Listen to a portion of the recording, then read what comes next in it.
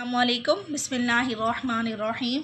आज हमने second वॉलिस formula drive करना है। उसकी स्टेटमेंट है हमारे पास integral 0 to π/2 cos raised to power nx dx is equal to this if n is even, और integral 0 to π/2 cos raised to power nx dx is equal to this if n is odd. तो यहाँ पे difference कहाँ पे आ रहा है, इसकी last term जो होगी वो मल्टीप्लाई होगी, ये पूरी टर्म मल्टीप्लाई होगी π/2 के साथ अगर n इवन होगा, और ये पूरी टर्म मल्टीप्लाई होगी 1 के साथ अगर इफ़ n इज़ ऑड। तो इसको ड्राइव करने के लिए उससे पहले हम लोगों ने पिछले रिडक्शन फार्मूलाज में हम लोगों ने ड्राइव किया था कि cos raise to power n x का जो इंटेग्रल होता है वो इक्वल होता है 1/n sin x cos raise to power n-1 plus n-1/n integral cos raise to power n-2x dx। ये हमारे पास इसके इक्वल होता है। अब हमने ये चीज़ ड्राइव करनी है, तो हमने इसको डेफिनेट इंटेग्रल बनाना है। जब हमारे पास रेंज ऑफ इंटीग्रेशन नहीं दी हुई होती तो वो हमारे पास इनडेफिनेट इंटेग्रल होता है, और जब हम रेंज ऑफ इंटीग्रेशन अप्लाई कर देते हैं, लोअर लिमिट और अपर लिमिट अप्लाई कर देते हैं, तो हमारे पास ये डेफिनेट बन जाता है। तो ये जो डेफिनेट इंटेग्रल की हमने वैल्यू निकाली थी रिडक्शन फार्मूला से, तो अब हम उस पर लिमिट अप्लाई कर देंगे। तो हम हर जगह पे लिमिट अप्लाई कर देंगे 0 to π/2। यहाँ पे भी, यहाँ ये जो टर्म हमने ड्राइव की हुई थी इंटीग्रेशन करके उस पर भी लिमिट अप्लाई कर देंगे, और इन दो इंटीग्रल पे भी। अब ये जिसकी हमने इंटीग्रेशन कर ली थी, ये जो टर्म है हमारे पास वो लिमिट अप्लाई करने के बाद ज़ीरो हो जाएगी, क्योंकि जब हम अपर लिमिट पुट करेंगे हमारे पास cos π/2 ज़ीरो हो जाएगा, और जब हम लोअर लिमिट पुट करेंगे तो साइन ज़ीरो की वजह से साइन ज़ीरो हो जाएगा, यानी cos π/2 पे ज़ीरो हो जाएगा और साइन ज़ीरो पे ज़ीरो हो जाएगा। तो इसका मतलब है इसका आंसर सिर्फ हमारे पास ये टर्म रह जाएगी n-1/n 0 to π/2 integral cos raise to power n-2x dx।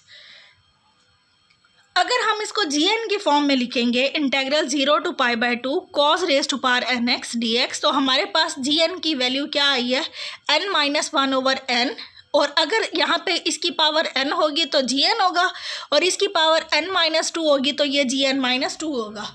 लेकिन हमने लिखना इंटेग्रल वाली टर्म को है, जैसे यहाँ पे भी तो यही चीज़ थी लेकिन हमने इसको नहीं लिखा। तो जहाँ इंटेग्रल होगा उसकी पावर n होगी तो हम उसको gn कहेंगे, और जहाँ पावर n-2 होगी तो उसको gn-2 कहेंगे। अब हमारे पास यही फार्मूला है जिससे हमने वो दो रिज़ल्ट ड्राइव करने हैं, एक ये और एक ये। अब हमारे पास दो केसेस उसमें गिवन है, अगर n इवन होगा या हमारे पास n ऑड होगा। तो जब हमारे पास n इवन है, हम इस इक्वेशन को देखते हैं gn is equal to n-1/n gn-2। तो हमें इस फार्मूले में gn n-1/n, यहाँ पे gn-2 की वैल्यू चाहिए। तो हम क्या करेंगे, इसी फार्मूले में n की जगह पे हम gn-2 पुट कर देंगे, यानी जहाँ जहाँ n होगा वहाँ हम पुट कर देंगे n-2। तो gn-2 हमारे पास हो जाएगा, इधर n-2 पुट करेंगे तो n-3 हो जाएगा, नीचे n-2, और यहाँ n-2 पुट करेंगे तो n-4 हो जाएगा। तो यहाँ हम जब gn-2 की वैल्यू पुट करेंगे वो हमारे पास क्या आ जाएगी, n-3/n-2 gn-4।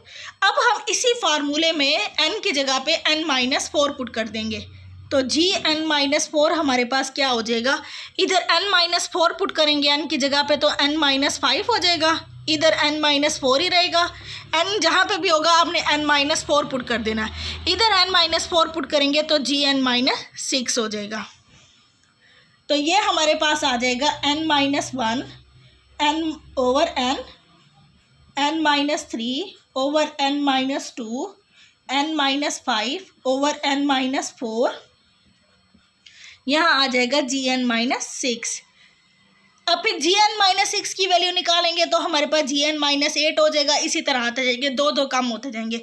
gn में gn-2 आया, gn-2 में वैल्यूज़ आ रही है gn-4 की, gn-4 में आ रही है gn-6। अब n इवन है हमारे पास, ये मैंने पिछले लेक्चर में भी आप लोगों को बताया था। जैसे अगर हम n ले लेते हैं 10, उसमें से 2 कम होंगे तो 8 आएगा, फिर 2 कम होंगे तो हमारे पास 6 हो जाएगा, फिर 2 कम होंगे तो फिर 4 हो जाएगा, फिर 2 कम होंगे तो 2 हो जाएगा। लास्ट में जो हमारे पास वैल्यू बचेगी वो हमारे पास g0 आएगा। तो यानी कि gn हमारे पास किसके इक्वल आ जाएगा, n-1 n-3 n-5 plus up to so on. इसी तरह डिनोमिनेटर में भी आ जाएगा n into n-2 n-4 plus up to so on. यहाँ हमारे पास आ जाएगा G0। लास्ट में जो टर्म हमारे पास आएगी वो हमारे पास G0 आएगी। तो अब हम G0 की वैल्यू कैसे निकालेंगे? Gn हमारे पास ये है, तो इसी में अगर मैं n की जगह पे 0 पुट कर दूं तो हमारे पास आ जाएगा G0 is equal to 0 to π/2 cos raise to power 0 x dx। जिसकी भी पावर 0 होती है वो 1 हो जाता है। 1 की इंटीग्रेशन हमारे पास x आएगी, इस पे लिमिट अप्लाई करेंगे 0 to π/2, तो हमारे पास आंसर आ जाएगा π/2 - 0 इज इक्वल टू π/2। तो अब यहाँ पे जब मैं इसकी वैल्यू पुट करूँगी तो हमारे पास ये टर्म आ जाएगी, Gn हमारे पास बन जाएगा n-1 n-3 n-5 plus up to so on n into n-2 n-4 up to so on. यहाँ पे G0 की वैल्यू पुट करनी थी, वो हमारे पास π/2 है इफ़ n इज इवन। अब हम सेकेंड केस लेंगे व्हेन n इज ओड। जब हमारे पास n ओड होगा तब हमारे पास क्या डिफरेंस आएगा? हमारे पास Gn इक्वल है n-1 ओवर n Gn-2। अब यहाँ पे मैं डायरेक्ट वैल्यू पुट करूँगी। Gn-2 की वैल्यू हमारे पास आई थी n-3 ओवर n-2 और यहाँ आ रहा था Gn-4। तो यहाँ हमारे पास बन जाएगा Gn बन जाएगा n-1 ओवर n Gn-2 और Gn-2 की वैल्यू हमने वो निकाली है n-1 over n n-3 over n-2। यहाँ आ जाएगा Gn-4। यहाँ से Gn-4 की जब वैल्यू निकालेंगे n की जगह पे Gn-4 पुट करेंगे तो ये आ जाएगा n-5 ओवर n-4 Gn-6। तो ये टर्म हमारे पास बन जाएगी n-1 over n n-3 over n-2 n-5 over n-4 n- और यहाँ आ जाएगा Gn-6। इसी तरह हम अब अप टू सोन करेंगे। अब हमारे पास पिछले से अब हमारे पास डिफरेंस क्या आएगा? यहाँ हमारे पास G0 बचा था, अब हमारे पास G1 बचेगा, क्योंकि अब हमारे पास ऑड नंबर्स आ रहे हैं। तो ऑड अगर हमारे पास सपोज 7 था, 7 में से 2 कम करेंगे 5 आएगा, 5 में से 2 कम करेंगे 3 आएगा, 3 में से 2 कम करेंगे तो 1 आएगा। तो अब जैसे 2 कम करते जाएंगे 7 फिर 5 फिर 3 फिर 1, तो हमारे पास लास्ट जो टर्म ऑड नंबर्स की बचेगी वो हमारे पास G1 आएगी।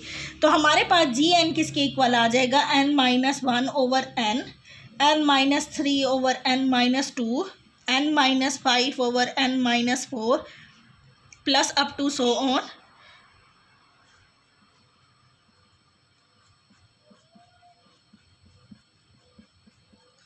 तो ये हमारे पास G1 आ जाएगा।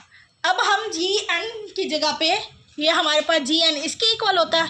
अब यहाँ इसी फार्मूले में हम n की जगह पे 1 पुट कर देंगे तो हमारे पास G1 हमारे पास क्या आ जाएगा? 0 to π/2 cos x dx, क्योंकि इसकी पावर n होती है, n की जगह पे अब हमने 1 पुट करना है। तो cos की इंटीग्रेशन हमारे पास sin x होती है। अब इंटीग्रेशन हम पुट करेंगे, लिमिट ऑफ इंटीग्रेशन हमारे पास है 0 to π/2, तो ये हमारे पास आ जाएगा sin π/2 माइनस sin 0। तो sin π/2 1 होता है, sin 0 0 होता है, तो ये हमारे पास G1 की वैल्यू हमारे पास 1 आ जाएगी। इसमें हम पुट कर देंगे तो हमारे पास जो है Gn हमारे पास बन जाएगा n-1 n-3 n-5 plus up to so on n n-2 n-4 plus up to so on. G1 की जगह पे हमने क्या पुट करना है? 1 इफ़ n इज़ ओड। हमने यही प्रूव करना था, हैंस प्रूव्ड।